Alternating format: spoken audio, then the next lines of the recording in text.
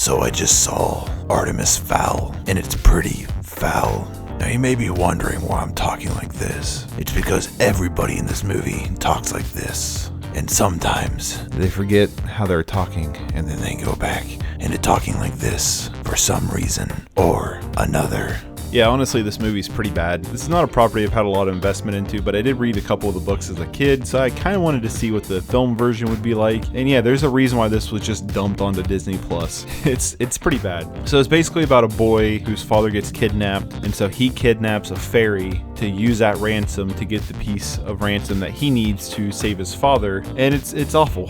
Josh Gad's in it, and he gives probably one of the worst performances I've seen, at least of this year, if not of his career. He talks like this throughout the entire movie and dumps exposition every 5 seconds throughout the movie with a narration. It's like they show you what's happening and then they just explain what's happening again, or they explain what's happening and then show you what's gonna happen, like the same thing they explained. It's so bad. He plays basically a gigantic dwarf in the movie. Every bit of humor this movie has just completely falls flat. Judi Dench is in the film and she talks like this for some reason. And it's like, why? What's the point of that? Is it because like she's a commander? But then again, wasn't she the one in James Bond that ran MI6 or whatever? For the most part though, I will say this, the CGI in this film looks pretty good. There are moments where it looks really bad, like Josh Gad's character, anytime he opens his mouth, because where he's a dwarf, their whole thing is a tunnel underground and stuff, looks really bad. There's a troll that looks really bad, but for the lot of part when it comes to like the fairies and stuff in this film and the flying and some of the action aspects, it looks alright. There's a scene where like this time warp kind of thing happens. It had some really cool visual ideas thrown in there, but this film there's nothing.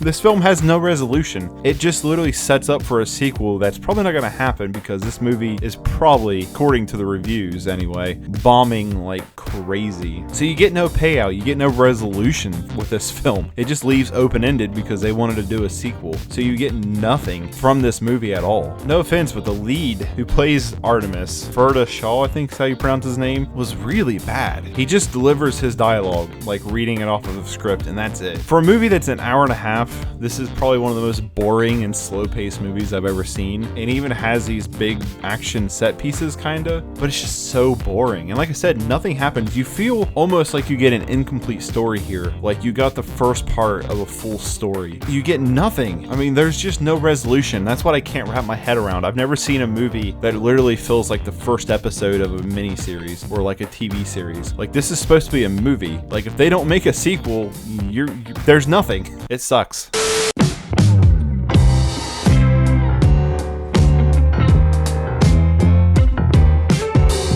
I also ended up watching the new Netflix/Spike Lee movie, The Five Bloods, and I really enjoyed it. Honestly, Spike Lee is a director I've really hit or miss with. He's not someone whose name alone sells me on a film, but I remember watching the trailer to this and being like, this looks pretty interesting. And after watching it, it's probably, I don't know if it's my favorite Spike Lee movie off the top of my head, but it's definitely up there. I really enjoyed this film. For the most part, all the performances are great. There's a real sense of chemistry and brotherhood between the main characters, and the characters are incredibly well developed. Throughout this movie, you genuinely care for each character, their motivations, their life, and how this film plays out. You're kind of just rooting for them the whole time. You're really behind them, and it's nice to see characters that well developed, especially when there's kind of a handful of them to juggle through. This film handles the Vietnam War and the political messages that it wants to deliver, because it's a Spike Lee movie.